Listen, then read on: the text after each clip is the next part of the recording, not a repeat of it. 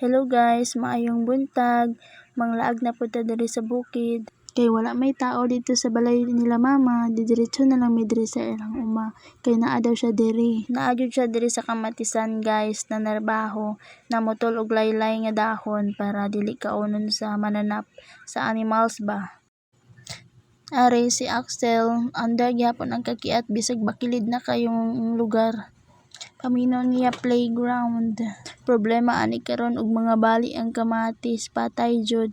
Sa maoning kamatisan nila papa ug mama guys, lapad kay na siya.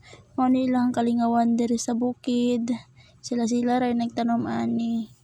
Mayon ta og swertihon pag harvest makaigo pud ba. Di ara si mamang, nagunsa ka mang? Nang sa kuan.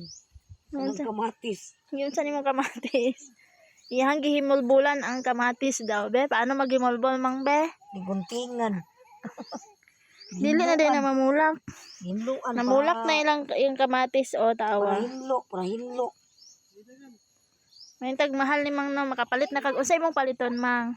Kanang kaluyan ang eskwela ni Giancarlo. Yung palit og washing. Washing gyud di gyud kanim tali ang washing. Bugas pag yun. Ah, grabe oy. Daghan na mo paliton mang oy. Pati naghana. So mao to guys, di niya kalimtan ng washing. Mapalit na po siya bago bisag bag-ong ayo iyang washing. Kay ganahan kay na siya magsigigla ba. Mao din ang view sa among umadri guys no. Nindot kay na siya tan-awon. Pero pangpang na din na siya. Magtinanga ka sa pikas baryo na gyud ka puniton. So maura to guys. Muuli na mi kay samo kay si Axel mga matay ning kamatis nya kaulan na pod. Bye bye, maura to.